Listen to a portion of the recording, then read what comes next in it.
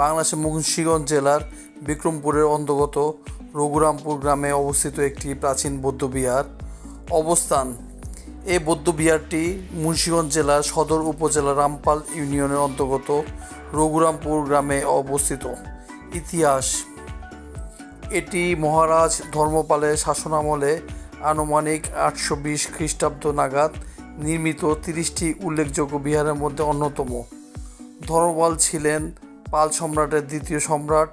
ঐতিহাসিকভাবে এই মঠটি অতীশ দীপঙ্করের সাথে সম্পর্কিত, যিনি তিব্বতী বৌদ্ধ ধর্মের ইতিহাসে একজন গুরুত্বপূর্ণ ব্যক্তিত্ব। অতীশ দীপঙ্করের জীবদ্দশায় এই অঞ্চলটি ছিল বৌদ্ধ ধর্ম শিক্ষার কেন্দ্রবিন্দু এবং চীন, তিব্বত, নেপাল ও থাইল্যান্ডের মতো দূরবর্তী অঞ্চল থেকেও প্রায় 8,000 অধ্যয়নকারী ও অধ্যাপক এখানে অধ্যাপনা করতে আসতেন।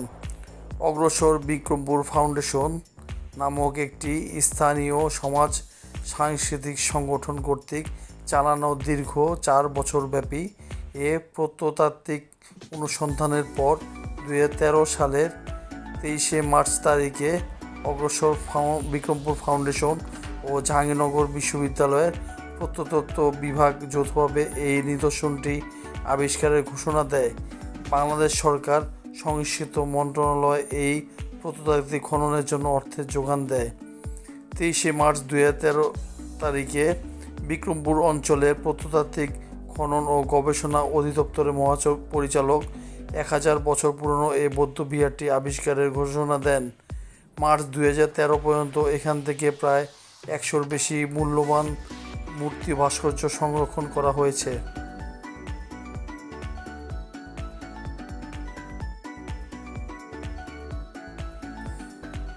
আরও বিস্তারিতভাবে আমি এটার ইতিহাস সম্বন্ধে বলতে চাই। এটি সম্রাট ধর্মপাল তার শাসনামলে নির্মিত 30টি বিহারগুলোর মধ্যে একটি। 3.5 বাই 3.5 মিটার আকারের ভিক্ষুদের 5টি কক্ষ এ পর্যন্ত খনন করা হয়েছে।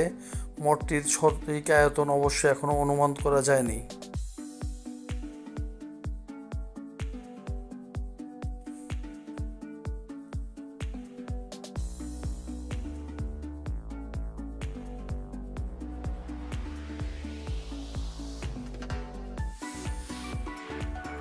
মুন্সিগঞ্জ সদর উপজেলার রামপাল ইউনিয়নের রঘুরামপুর গ্রামে মাটির নিচে চাপা পড়ে থাকা 1000 বছরের পুরনো বৌদ্ধবিহার আবিষ্কৃত হয়েছে। প্রত্নসম্পদ ও ঐতিহাসিক নিদর্শন উদ্ধারে চালানো খনন কাজের মাধ্যমে এ বৌদ্ধবিহার আবিষ্কৃত হয়।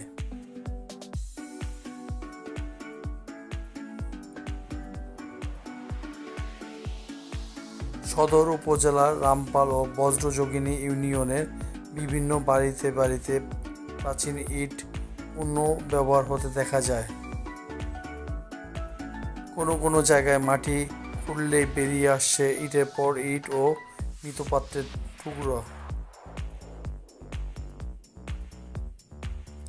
এছাড়া প্রাচীন বিক্রমপুরের কীর্তিনাশা পদ্মা নদীতে বিলীন হয়ে গিয়েছে।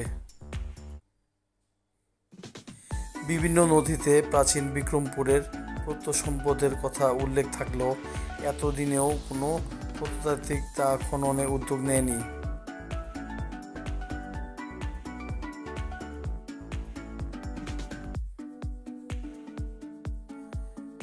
তাই অগ্রসর বিক্রমপুর ফাউন্ডেশনের উদ্যোগে 2010 সালের ফেব্রুয়ারি মাসে শুরু হয় আনুষ্ঠানিক প্রত্নতাত্ত্বিক খনন।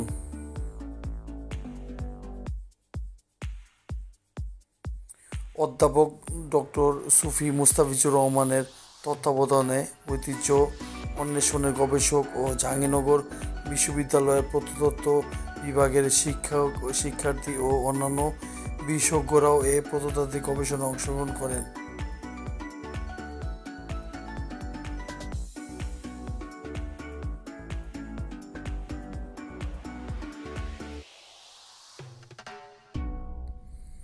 শনিবার বেলা 12টার দিকে মুন্সিগঞ্জের রামপালে রঘুরামপুরে খনন প্রকল্প স্থানে আয়োজিত সংবাদ সম্মেলনে এ তথ্য তুলে ধরেন সংগঠনের সভাপতি ও প্রকল্প পরিচালক নূরুল আলম লেলিন ও গবেষক অধ্যাপক ডক্টর সুফি মুস্তাফিজুর রহমান।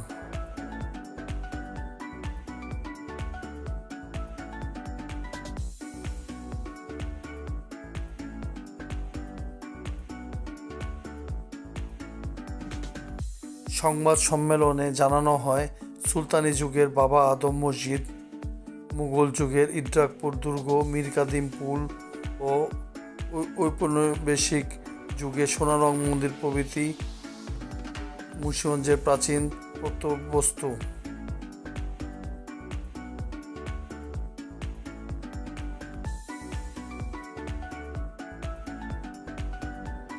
প্রায় 1000 বছর আগে বিক্রমপুর ছিল চন্দ্র, বর্মন ও সেনদের রাজধানী। এই অঞ্চল ছিল সমৃদ্ধ জনবসতি।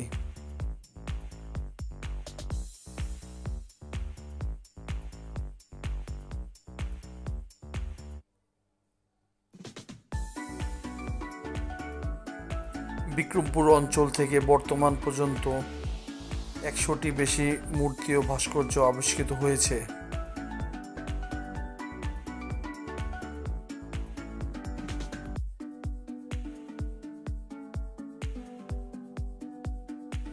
ঢাকা, বরেন্দ্র, কলকাতা, ভারতীয় জাদুঘর সহ পৃথিবীর অনেক জায়গায় ছড়িয়ে আছে বিক্রমপুরের অমূল্য এসব প্রত্নবস্তু।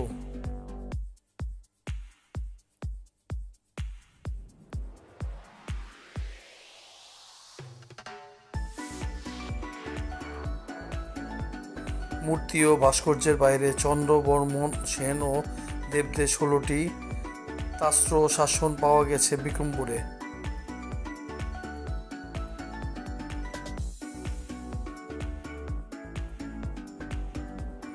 প্রত্নতাত্ত্বিক খননে প্রায় 3 মিটার গভীর পর্যন্ত মানব বসতির চিহ্ন পাওয়া যায়।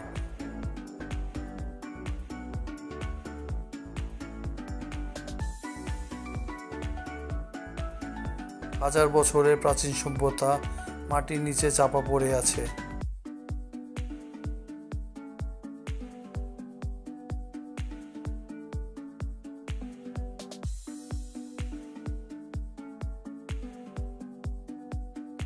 সংবাদ সম্মেলনে আরও জানানো হয়, 2009 থেকে 10 অর্থবছরে রামপাল ও বজ্রযোগিনী ইউনিয়নের 3টি গ্রামে 9টি পরীক্ষামূলক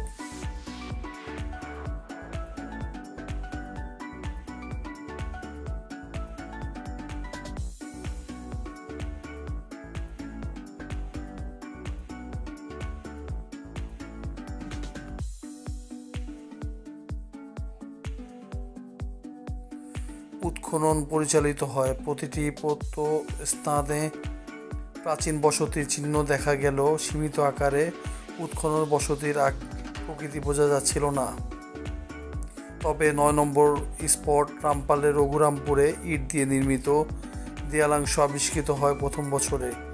2010 থেকে 11 সালে রঘুরামপুরে আবারও উৎখনন কাজ শুরু হয়। ওই বছরই রঘুরামপুরে খননকালে পূর্বাবিষ্কৃত ইট নির্মিত স্থাপত্যের আরও প্রায় 100 মিটার উত্তরে গর্ত আবিষ্কৃত করতে গেলে বেরিয়ে আসে ক্ষতিগ্রস্ত ইটের 2টি দেয়ালের চিহ্ন।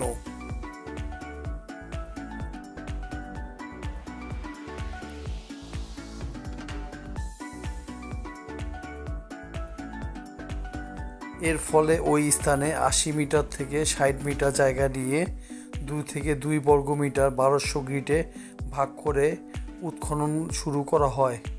দ্বিতীয় বছরে আবিষ্কৃত হয় উত্তর দক্ষিণ প্রলম্বিত 2.5 মিটার প্রশস্ত 2টি ইটের দেয়ালের অংশবিশেষ। এই সময়ে 2 মিটার প্রশস্ত ভিক্ষু কক্ষ বিভাজন দেয়ালেরও অংশবিশেষ শনাক্ত করা হয়েছিল।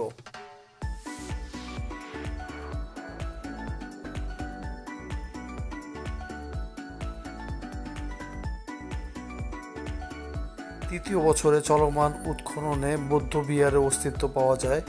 প্রায় 2.5 মাস কঠোর পরিশ্রমের ফলে আবিষ্কৃত হয় বৌদ্ধবিহার। এ পর্যন্ত 5টি ভিক্ষু কক্ষ উন্মোচিত হয়েছে।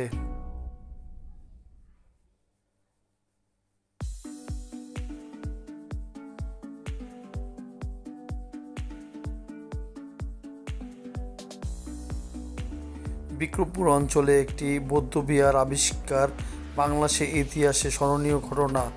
এই অমূল্য আবিষ্কারটি বাংলাদেশের বিশ্বের ইতিহাসে নতুন করে জায়গা করে নিবে বলে সংবাদ সম্মেলনে আয়োজকরা দাবি করেন।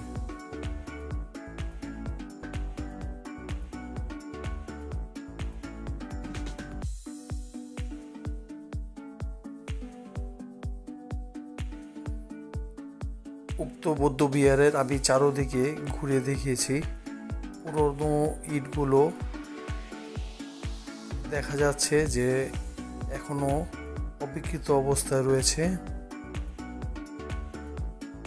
চারদিকে বিহারটি পরিবেশ খুব সুন্দর লেগেছে।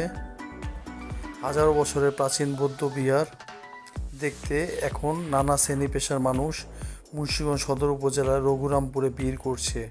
মাটির নিচে চাপা থাকা অতীশ দীপঙ্করের এলাকার এই বিহার নিয়ে মানুষের কৌতূহলের শেষ নেই।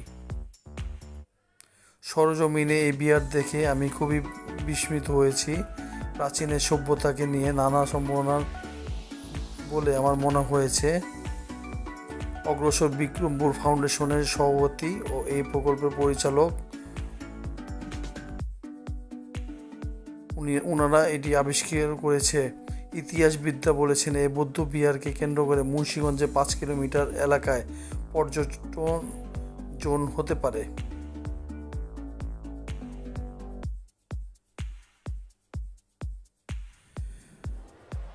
কলামে সৈয়দ আবুল মাকসুদ বলে, বিক্রমপুর তথা এদেশের সাংস্কৃতিক ঐতিহ্য হাজার বছরের বেশি, এই কথা প্রমাণের জন্য আর বেশি কিছুর প্রয়োজন নেই। প্রাচীন ঐতিহ্যের ক্ষেত্রে এই খনন একটি বিরাট ভূমিকা পালন করবে।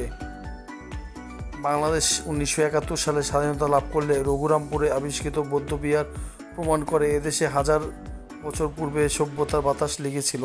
এই খনন কাজের মধ্য দিয়ে আবিষ্কৃত ঐতিহ্য ধরে রাখা গেলে বিশ্ববাসীর কাছে এ জাতির দীর্ঘ ঐতিহ্যকে প্রমাণ করা আরও সহজ হবে।